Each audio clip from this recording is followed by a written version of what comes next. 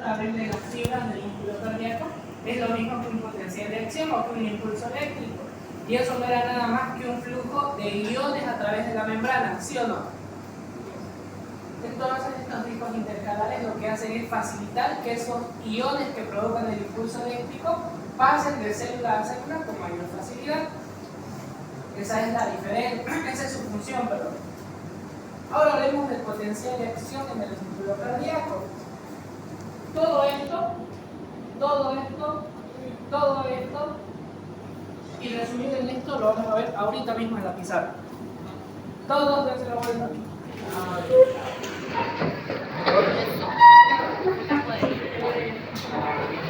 ¿Alguien tiene un marcador verde? Los estudiantes de la doctora Quiroz. Cardíaco. Ya saben que el potencial de acción del músculo cardíaco está constituido por... Son 5 fases en realidad, porque el 0 no cuenta, ¿no? Vamos a iniciar con la fase 4, que es la fase de...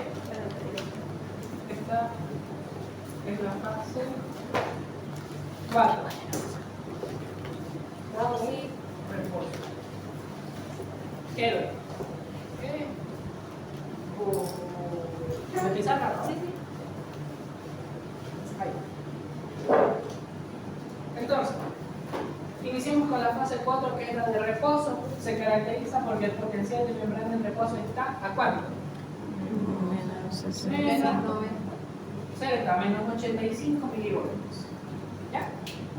¿Por qué se caracteriza la fase de reposo? Porque la célula muscular tiene la polaridad bien definida, en reposo no pasa naranja. Hagamos de cuenta, estamos hablando del corazón, que el nodo sinusal ha generado un impulso eléctrico y le llegó a esta fibra. Ahora, hay que destacar algo. Ustedes reconocen esta figura, ¿no ven? ¿Reconocen eso? ¿Qué es? El potencial de acción del músculo cardíaco.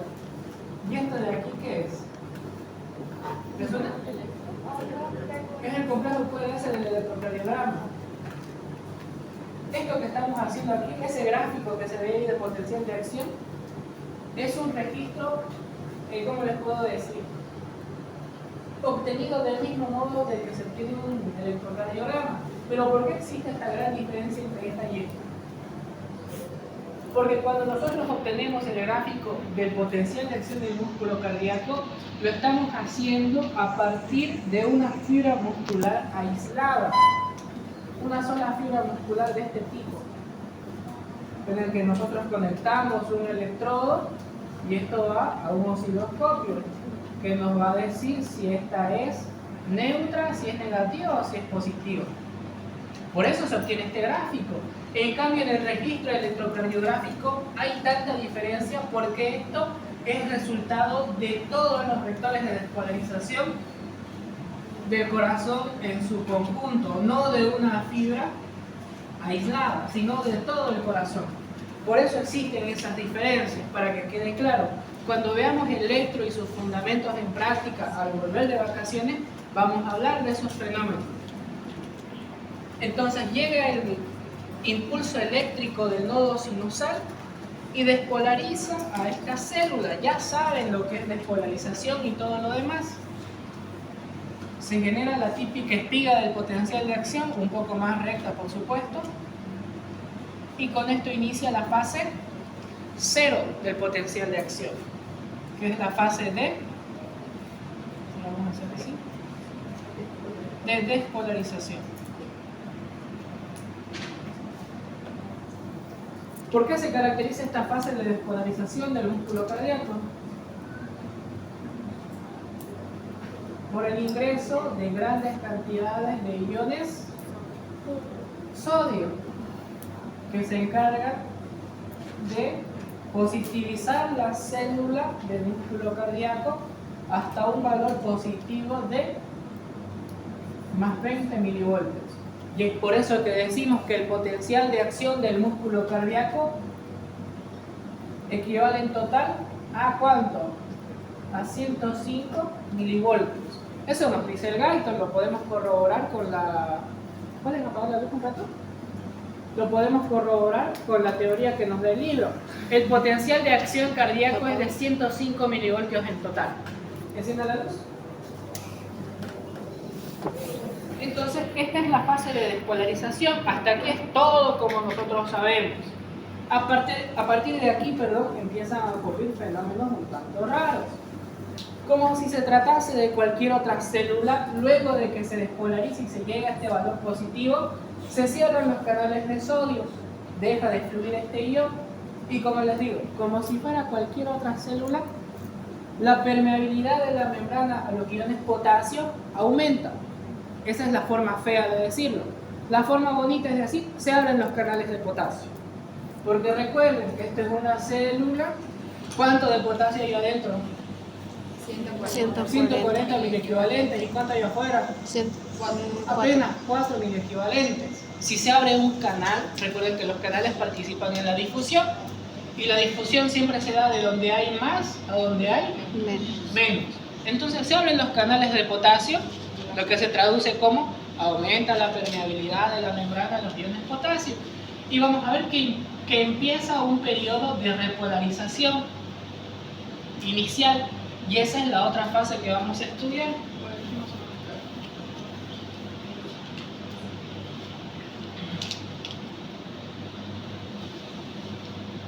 La siguiente fase que vamos a estudiar la tenemos aquí, que es la fase 1, que se le llama también fase de repolarización inicial, caracterizada por un descenso leve del potencial eléctrico de membrana. Esta es la fase 1, esta es la fase 0 y esta es la fase 4. Por un breve periodo de tiempo inicia la repolarización inicial, pero en este momento ocurre un fenómeno que solo se da en el músculo cardíaco. El siguiente fenómeno que vamos a estudiar se va a producir por dos eventos. El primero, disminuye la permeabilidad de membrana a los iones potasio. Disminuye. No se cierran los canales del potasio. El libro de Gaito me decía, a ver, seamos sinceros, en una parte dice se cierra, pero más adelantito dice que la permeabilidad solamente disminuye, cosas que, bueno, se contradicen un poco, ¿no? La permeabilidad de la membrana del potasio disminuye, o los canales de potasio disminuyen su actividad, y en segundo lugar se produce la apertura o se abren los canales. ¿Qué canales? Lentos de calcio. Su nombre correcto es canales lentos de calcio-sodio, pero canales lentos de calcio está bien. Ahora dense cuenta, ¿qué va a pasar si se abren canales de calcio en la membrana? ¿El calcio va a entrar o va a salir? ¿Cuánto calcio hay afuera?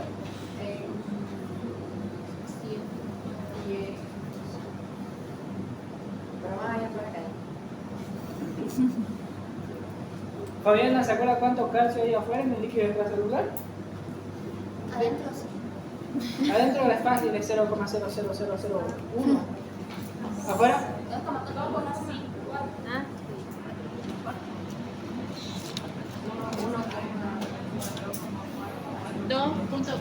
2.4. Entonces, si aquí adentro hay 0,0001 y afuera hay 2,4, ¿qué va a hacer el calcio? Va a entrar. Ahora recuerden, son canales lentos. El calcio ingresa lentamente. La permeabilidad de la membrana de potasio ha disminuido. O sea, el potasio empieza a salir más lentamente y el calcio, también ingresa lentamente. ¿Se dan cuenta que se genera un equilibrio, vamos a decir, entre las pérdidas de cargas positivas y entre las ganancias de cargas positivas? ¿Por qué? Si el potasio sale al exterior de la célula, estamos perdiendo cargas positivas. Entonces el interior se empieza a negativizar. Pero al mismo tiempo están abiertos estos canales de calcio que van a ingresar iones calcio al interior de la célula, pero lentamente. Se genera un equilibrio relativo, podemos decir, lo que va a provocar que esta fase de repolarización inicial termine. y se forme la típica y la característica meseta del potencial de acción del músculo cardíaco, provocado por estos dos eventos. Y esta es la fase 2 del potencial de acción, la fase de meseta. Esto permanece así 0,2, 0,3 segundos más y posteriormente se cierran estos canales de calcio y la permeabilidad de la membrana al potasio vuelve a aumentar, lo que va a provocar el último fenómeno del potencial de acción. ¿Qué es lo que va a pasar?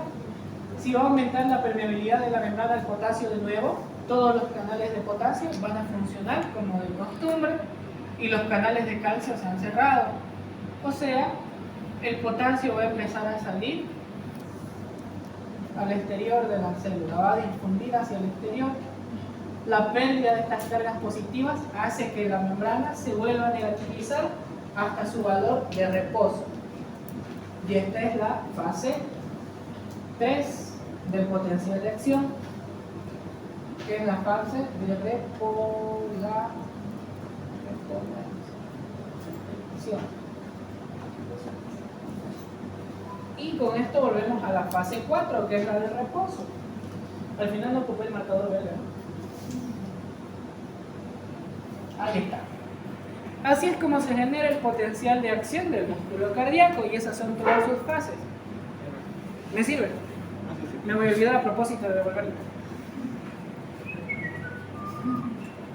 Esto lo hicimos así para que no sea tan aburrido leer todo lo que dice en la diapositiva, que es eso de ahí.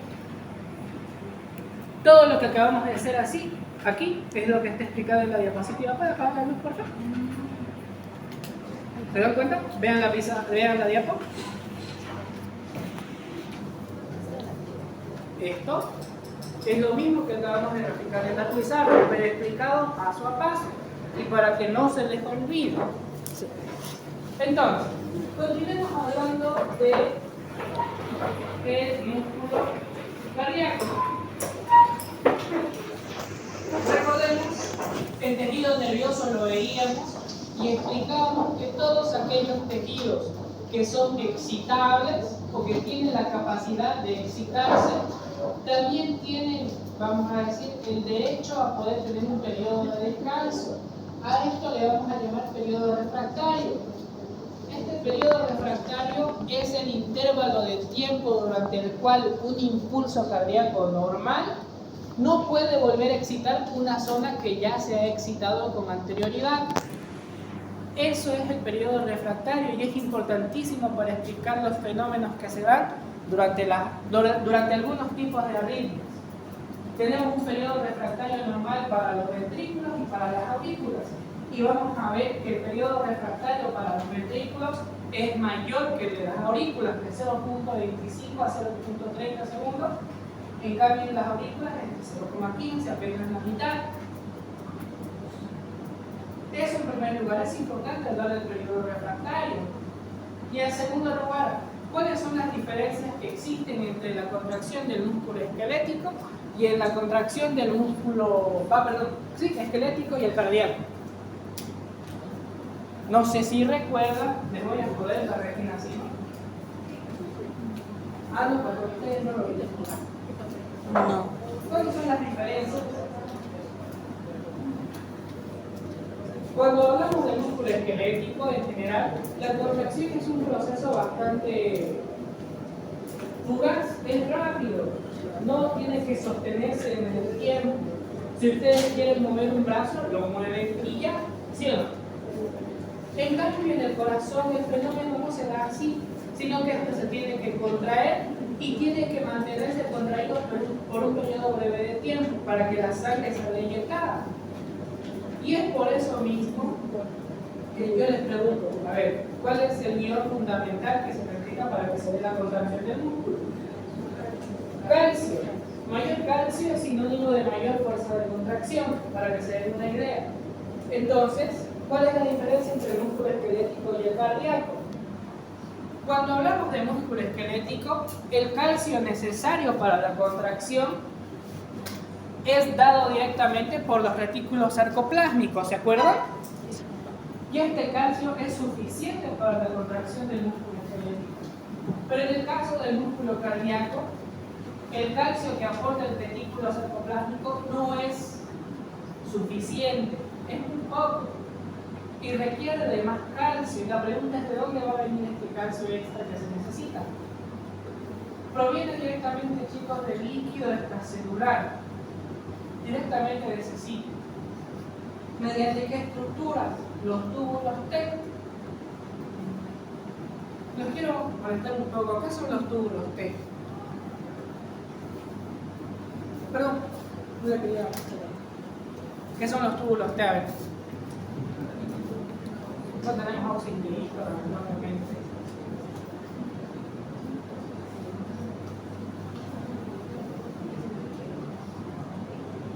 ¿Qué son los túbulos T? Heidi, ¿se acuerda? Gabriel. Vanessa. Creo que son de... Yo no estoy aprendiendo sus nombres, qué fregado. Es más fácil para mí hacer preguntas con sus nombres. ¿Sí, bien? riñón. Todos volteen a la pizarra. ¿Con quién llevaron histología? A Sánchez.